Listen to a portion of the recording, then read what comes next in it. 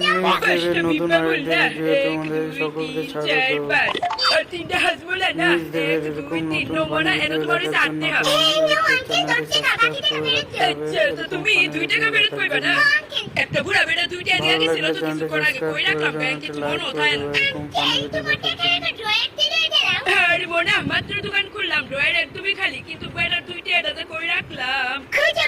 বোনা 2 টাকার অন্য কিছু নৌকা না মনে তো খুঁজাখুঁজি করতে ভালো লাগতেছে না।